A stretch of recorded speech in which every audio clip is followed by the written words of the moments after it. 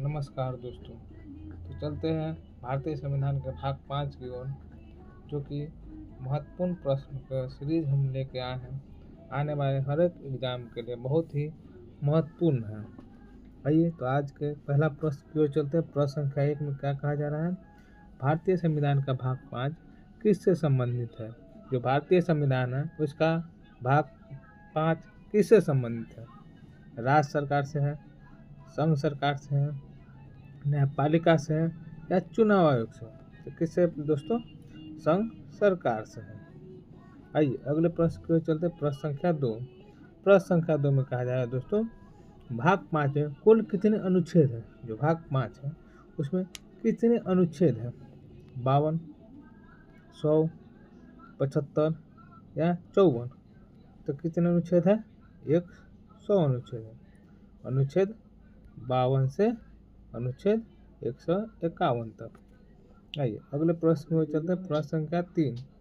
प्रश्न संख्या 3 में कहा जा रहा है, भारत के राष्ट्रपति का पद किस अनुच्छेद में है? जो भारत का राष्ट्रपति का पद है वो कौन अनुच्छेद में है?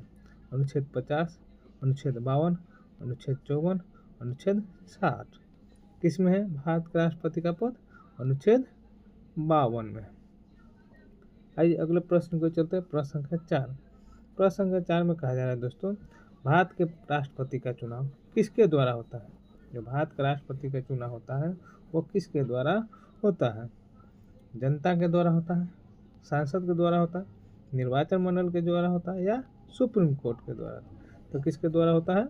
निर्वाचन मंडल के द्वारा होता है। आइए अगले प्रश्न की ओर चलते हैं। प्रश्न संख्या 5 की ओर। प्रश्न संख्या 5 में कहा जा रहा है, राष्ट्रपति के निर्वाचन मंडल में कौन शामिल नहीं होता है? जो राष्ट्रपति का निर्वाचन मंडल होता है उसमें कौन शामिल नहीं होता है? लोकसभा सदस्य, राज्यसभा सदस्य, राज्य विधानसभा सदस्य या राज्य के विधान परिषद का सदस्य? तो कौन शामिल नहीं होता राष्ट्रपति चुनाव में? राज्य विधान परिषद का सदस्य। आइए अगले प्रश्न को चलते हैं। प्रश्न संख्या 6। प्रश्न संख्या 6 में कहा जा रहा है दोस्तों, राष्ट्रपति की योग्यता क्या होना चाहिए कि वह राष्ट्रपति के पद के लिए चुनाव लड़ सके? 25 वर्ष की आयु होना चाहिए, 30 वर्ष की आयु होना चाहिए, 35 वर्ष की आयु होना चाहिए या 40 वर्ष की आयु होना चाहिए? कितने वर्ष की आयु होना चाहिए? 35 वर्ष की आयु होना चाहिए। आइए अगले प्रश्न में चलते हैं। प्रश्न संख्या 7। प्रश्न संख्या 7 में कहा जा रहा है दोस्तों, राष्ट्रपति का कार्यकाल कितने वर्ष का होता है? जो राष्ट्रपति का कार्यकाल होता है वह कितने वर्ष का होता है? 4 वर्ष का होता है, 5 वर्ष का होता है, 6 वर्ष का होता है या 7 वर्ष का होता है? जो राष्ट्रपति के कार्यकाल होता है कितने वर्ष का होता है? तो 5 वर्ष का होता है। आइए अगले प्रश्न में चलते हैं। प्रश्न संख्या 8। प्रश्न संख्या 8 में कहा जा रहा है, राष्ट्रपति को हटाने की प्रक्रिया क्या कहलाती है? जो राष्ट्रपति को हटाने की प्रक्रिया होती है वो क्या कहलाती है? अविश्वास प्रस्ताव कहलाती है, महाभियोग कहलाती है, इस्तीफा कहलाती है या पुनर्निर्वाचन कहलाती है? जो राष्ट्रपति को हटाने की वाली प्रक्रिया होती है उसको क्या बोलते हैं हम लोग? महाभियोग बोलते हैं। आइए अगले प्रश्न में चलते हैं। प्रश्न संख्या 9। प्रश्न संख्या 9 में कहा जा रहा है दोस्तों, राष्ट्रपति के पास कौन सी शक्ति नहीं होती है? राष्ट्रपति के पास इनमें से कौन सी शक्ति नहीं होती है? कार्यपालिका की शक्ति नहीं होती है, विधायक शक्ति नहीं होती है, न्यायिक शक्ति नहीं होती है या वास्तविक शक्ति नहीं होती है? तो राष्ट्रपति के पास इनमें से कौन सी शक्ति नहीं होती है? वास्तविक शक्ति नहीं होती है। वास्तविक शक्ति प्रधानमंत्री के पास होता है। आइए अगले प्रश्न को चलते हैं। प्रश्न संख्या 10। प्रश्न संख्या 10 में कहा जा रहा है दोस्तों, भारत का वास्तविक कार्यकारी प्रमुख कौन होता है? जो भारत का वास्तविक कार्यकारी होता है वो कौन होता है? राष्ट्रपति, प्रधानमंत्री, मुख्य न्यायाधीश या राज्यपाल? तो वास्तविक कार्यकारी प्रमुख कौन होता है? प्रधानमंत्री होते हैं। आइए अगले प्रश्न में चलते हैं। प्रश्न संख्या 11 में क्या कहा जा रहा है? प्रश्न संख्या 11 में कहा है, प्रधानमंत्री की नियुक्ति कौन करता है? जो प्रधानमंत्री होते हैं उनकी नियुक्ति कौन करता है? सांसद, राष्ट्रपति, सुप्रीम कोर्ट, जनता? तो प्रधानमंत्री की नियुक्ति कौन करता है? राष्ट्रपति करते हैं। आइए अगले प्रश्न को चलते। प्रश्न संख्या 12। प्रश्न संख्या 12 में कहा जा रहा है दोस्तों, मंत्रिपरिषद किसके प्रति उत्तरदायी होता है? जो मंत्रिपरिषद होता है वह किसके प्रति उत्तरदायी होता है? राष्ट्रपति, राज्यसभा, लोकसभा या न्यायपालिका? तो मंत्रिपरिषद किसके प्रति उत्तरदायी होता है? लोकसभा के प्रति उत्तरदायी होता है। आइए अगले प्रश्न की ओर चलते। प्रश्न संख्या 13। प्रश्न संख्या 13 में कहा जा रहा है दोस्तों, भारत का अटॉर्नी जनरल किसके द्वारा नियुक्त होता है? जो भारत का अटॉर्नी जनरल होता है वो किसके द्वारा नियुक्त होता है? प्रधानमंत्री के द्वारा, राष्ट्रपति के द्वारा, सांसद के द्वारा, सुप्रीम कोर्ट के द्वारा। तो किसके द्वारा नियुक्त होता है अटॉर्नी जनरल? राष्ट्रपति के द्वारा होता है। लेकिन सलाह कौन देता है? सलाह प्रधानमंत्री देते हैं। आइए अगले प्रश्न को चलते हैं। प्रश्न संख्या 14। प्रश्न संख्या 14 में कहा जा रहा है दोस्तों, भारत का अटॉर्नी जनरल किसका विधिक सलाहकार होते हैं? जो भारत का अटॉर्नी जनरल होता है वो किनका विधिक सलाहकार होता है? राष्ट्र संसद का होता है, राष्ट्रपति का होता है, सरकार का होता है या सुप्रीम कोर्ट का होता है? तो किसका होता है दोस्तों? सरकार का होता है। आइए अगले प्रश्न को चलते हैं। प्रश्न संख्या 15 में क्या कहा जा रहा है? प्रश्न संख्या 15 में कहा जा रहा है, संसद का गठन किनसे होता है? जो संसद का गठन होता है वह किन किन से मिलकर होता है? राष्ट्रपति लोकसभा, लोकसभा राज्यसभा से, राष्ट्रपति लोकसभा या राज्यसभा से, प्रधानमंत्री या लोकसभा से। तो किन किन से मिलकर राष्ट्र संसद का गठन होता है? राष्ट्रपति, लोकसभा और राज्यसभा तीनों मिलाकर संसद का गठन होता है। आइए अगले प्रश्न में चलते हैं। प्रश्न संख्या 16। प्रश्न संख्या 16 में कहा जा रहा है, लोकसभा के सदस्यों का चुनाव किसके होता है? जो लोकसभा होता है उनका सदस्य का चुनाव किससे होता है? अप्रत्यक्ष रूप से होता है, प्रत्यक्ष रूप से होता है, नामांकन द्वारा होता है या चयन द्वारा होता है? तो किसके द्वारा होता है दोस्तों? प्रत्यक्ष विधि द्वारा होता है। आइए अगले प्रश्न में चलते हैं। प्रश्न संख्या 17 में क्या कहा जा रहा है? प्रश्न संख्या 17 में कहा जा रहा है, राज्यसभा के सदस्यों का चुनाव कैसे होता है? जो राज्यसभा के सदस्य होते हैं उनका चुनाव किस तरह से होता है? प्रत्यक्ष होता है, अप्रत्यक्ष होता है, नामांकन से होता है या नियुक्ति से होता है? तो हम लोग जानते हैं दोस्तों अप्रत्यक्ष तरीके से होता है। आइए अगले प्रश्न को चलते हैं। प्रश्न संख्या 18।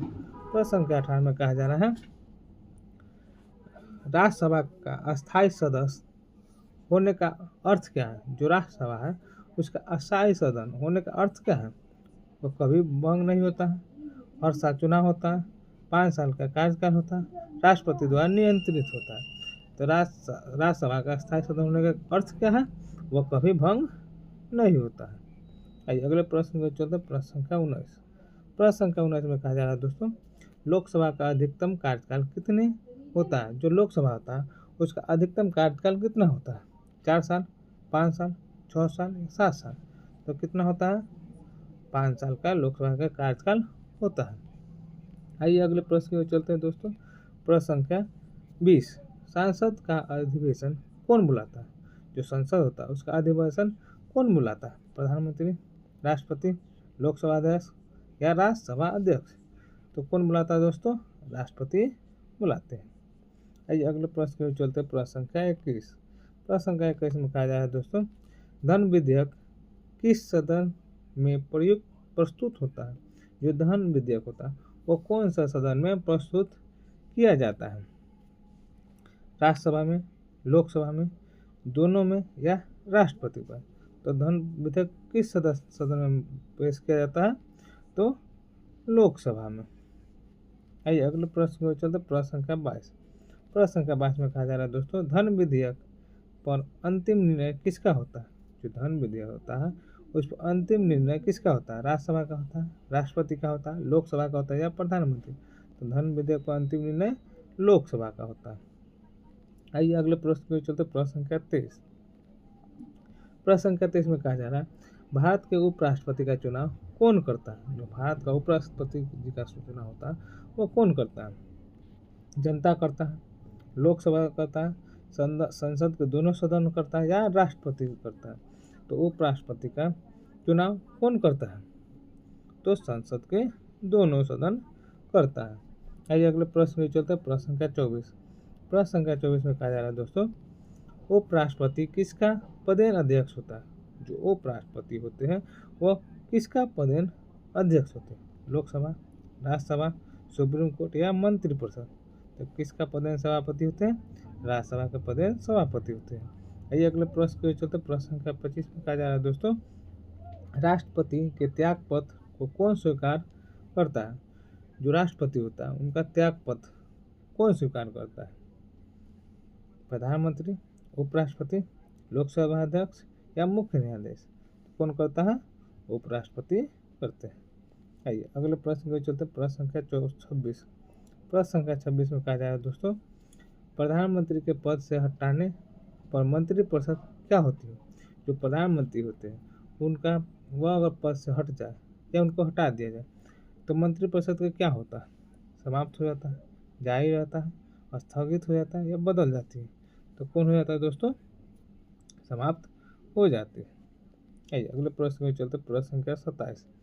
प्रश्न संख्या 27 में कहा जाएगा दोस्तों, मंत्रिपरिषद का प्रमुख कौन होता है? जो मंत्रिपरिषद होता है उनका प्रमुख कौन होता है? राष्ट्रपति, प्रधानमंत्री, उपराष्ट्रपति, लोकसभा अध्यक्ष। तो मंत्रिपरिषद का प्रमुख होता है प्रधानमंत्री। आइए अगले प्रश्न की ओर चलते, प्रश्न संख्या 28। प्रश्न संख्या 28 में कहा जा रहा है दोस्तों, संसद का संयुक्त अधिवेशन कौन बुलाता है? जो संसद का है संयुक्त अधिवेशन कौन बुलाते हैं? प्रधानमंत्री, राष्ट्रपति, उपराष्ट्रपति या लोकसभा अध्यक्ष। तो संसद का संयुक्त अधिवेशन कौन बुलाता है? राष्ट्रपति द्वारा बुलाया जाता है। अगले प्रश्न को चलते, प्रश्न संख्या 29। प्रश्न संख्या 29 में कहा जा रहा है दोस्तों, संसद के संयुक्त अधिवेशन की अध्यक्षता कौन करता है? जो संसद का संयुक्त अधिवेशन होता है उसका अध्यक्षता कौन करता है? राष्ट्रपति, उपराष्ट्रपति, लोकसभा अध्यक्ष या प्रधानमंत्री। तो कौन करता है दोस्तों? लोकसभा के अध्यक्ष होते हैं। आइए आज का अंतिम प्रश्न में चलते, प्रश्न संख्या 30। प्रश्न संख्या 30 में कहा जा रहा है दोस्तों, भारत की कार्यपालिका शक्ति किसमें निहित है? जो भारत की कार्यपालिका शक्ति हो वह किसमें निहित है? संसद में, राष्ट्रपति, प्रधानमंत्री या न्यायपालिका। तो हम लोग जानते हैं दोस्तों, भारत की कार्यपालिका शक्ति राष्ट्रपति में निहित है। धन्यवाद दोस्तों, आज यहीं पर समाप्त करते हैं।